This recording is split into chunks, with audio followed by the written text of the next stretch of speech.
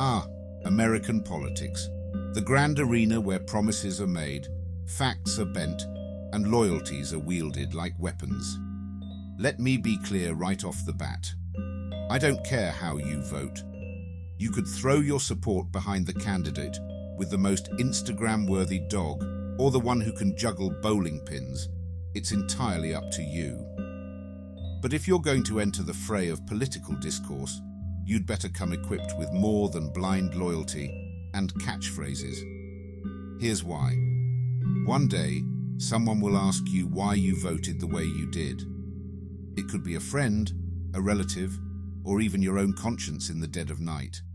And when that moment comes, my pastor said to vote for them, or I saw a bumper sticker that made sense to me, isn't going to cut it. Voting isn't just a right, it's a responsibility. And climbing the truth ladder means holding your choices up to the light of scrutiny, no matter how uncomfortable that might be. It's about asking the hard questions, examining the evidence, and making decisions based on reason, not tribal loyalty or emotional whims. If you're not prepared to do that, then you're not climbing the ladder at all. You're just letting someone else pull you along, one hollow step at a time. Let's start with you. Before you start picking candidates, ask yourself, what do I actually value in a leader? Imagine your child growing up to be president. What qualities would you instill in them? Honesty, intelligence, compassion, courage. Write those values down because they're your benchmark. And no, parroting your favorite pundit doesn't count. This is about your values, not theirs.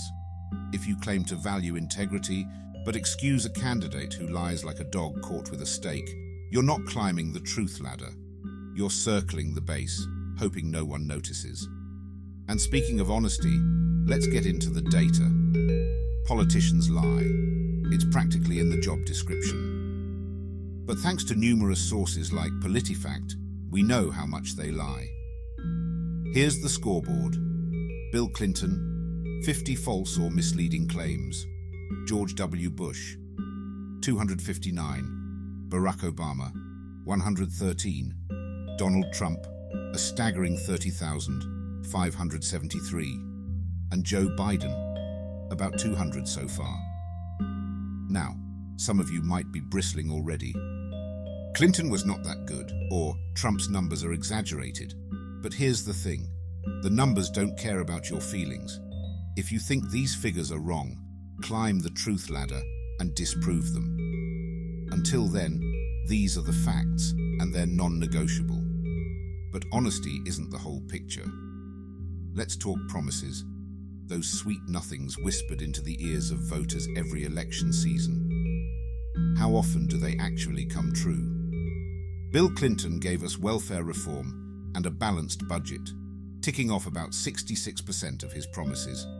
Not bad, unless you count his spectacular failure on universal healthcare, which collapsed faster than a poorly made souffle. Then there's George W. Bush, who slashed taxes and passed No Child Left Behind. But his promise to rein in government spending?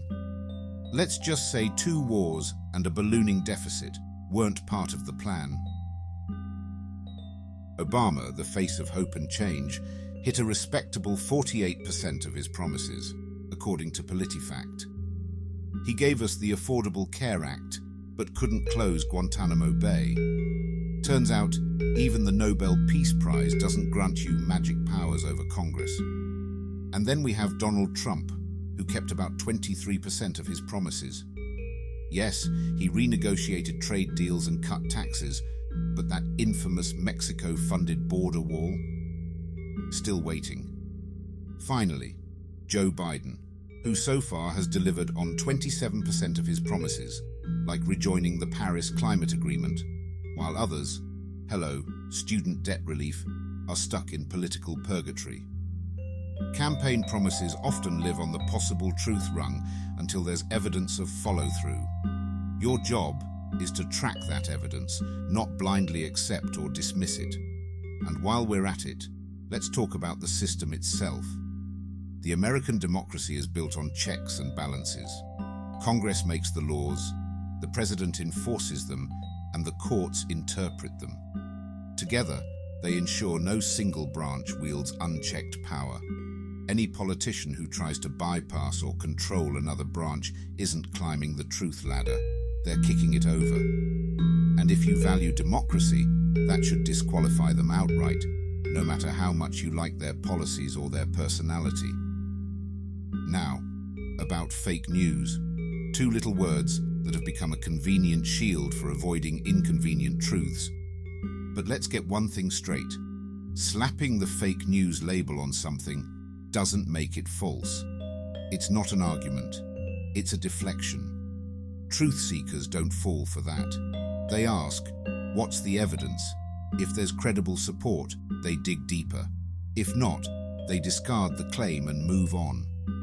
So how do you apply the truth ladder to politics? Start at the bottom and climb. Ask, is this claim even plausible? If someone promises 10 million new jobs, ask how they plan to do it. Is there evidence? A candidate with a track record of success climbs higher.